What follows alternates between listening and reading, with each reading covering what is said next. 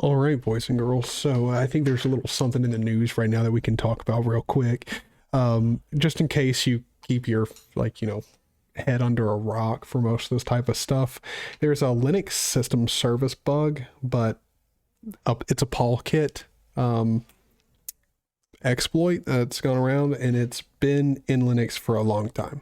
It's been around for like 12 years, but they've recently discovered it. And it's a little exploit that allows any unprivileged user to gain full root privileges on a vulnerable system using the default Polkit configuration.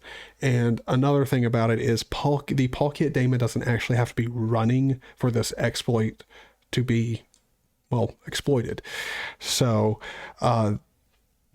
now, while that might be an issue, pretty much as soon as this became really public and widespread knowledge, most Linux distributions fixed patches. So if you're running Ubuntu, Red Hat based distributions, all of those already have the patches built in, or they've, been updated to fix this. So, most distributions, if you just run an update, the patch will be there. You don't have to worry about it.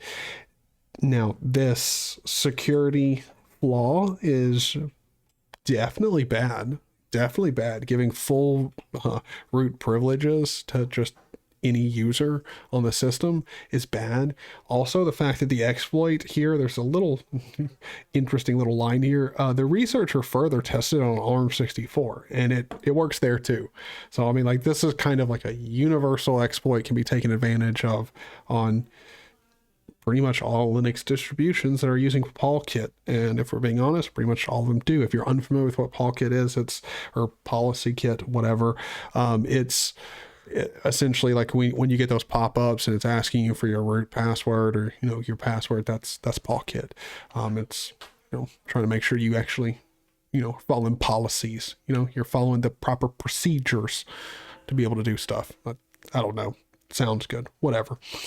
Yeah, it's not a good problem to have, but I do like the fact that the Linux community is really good about addressing an issue, talking very openly about how bad an issue is, and then quickly working together to resolve the issue. It's really nice. Something that, other software manufacturers, producers out there, other ones, won't name names here, but I think you know who I'm talking about, could learn a thing or two instead of trying to like suppress the problems and act like they're not there, or like make them seem like they're not that as bad as they are. Yeah, just wanted to go ahead and talk about this just in case you didn't keep up with this kind of stuff. You didn't, hear about it already. Just letting you know, this is news, but it's already for pretty much everybody been fixed. You might want to reach out, if you're not using one of the mainstream distros, reach out, make sure, check with other people that are using it on your distributions forums or Discord, however y'all get together and talk. See whether or not this problem has been addressed in your specific distro, but again, for most, it has. So hopefully this doesn't scare anybody, because again, it shouldn't really scare you too much. It is definitely a big and nasty bug, but for pretty much everyone it's been fixed. It's fine. You'll be fine. So I do want to go ahead and thank my current Patreon supporters, or patrons, for their continued patronage. Russell Willis, John Collins, Arch Center, Joshua Lee, Papa Smurf, and Matt from the Linux Cast. Thank all of you guys for your support. It really does mean a lot, and it helps me out greatly. So thank all of you guys. If you liked the video, hit the like button. I got relevant links down there. If you got any questions or want to talk about this type of stuff, hit me up in the comments, and I will see you in the next one. Peace.